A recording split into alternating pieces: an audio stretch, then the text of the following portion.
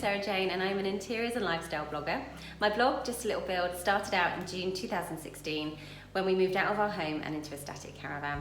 I decided to document the whole build project because it really impacted our life, and I wanted to share it with friends and family so they could see what we were going through. All the decision makings, the highs, the lows, and all the before and after shots. So we lived in the house for about 4 years before we did any work to the property, which gave us a good understanding of what had to change because it didn't suit us as a family or the way we live our life. One of those things was the heating system, and we didn't have any before. We had storage heaters, which were very inefficient. The house wasn't well insulated either, so combined, it was really cold in the house. So we also need to look at the hot water solution here because that was terrible too. We had a coal-fired Raven, which was in the kitchen about there. There was a chimney breast that went up, and that would heat our hot water in the winter. We'd have to fill it up twice a day, empty the ash, very dirty, not something the modern family wants to be doing. So that had to change.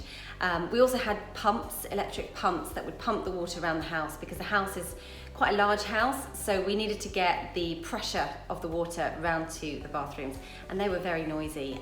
So they had to change, so we had to look into a new hot water system too. After doing a lot of research into possible hot water and heating systems for the house, we decided to go with an LPG tank, which we've had placed underground on the front drive. Our boiler, which is an LPG fired boiler, is located in our loft alongside our hot water cylinder.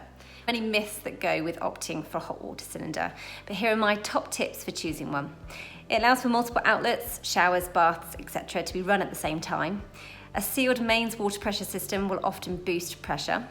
It doesn't need to be installed in the same place, which means it frees up valuable space in the home.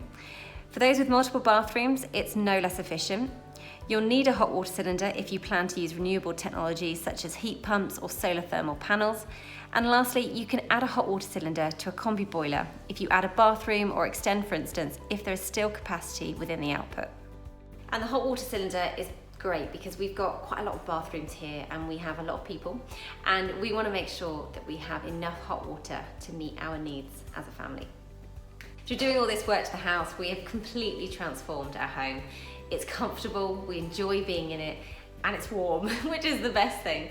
So I hope you've enjoyed looking at our project and maybe it's inspired you.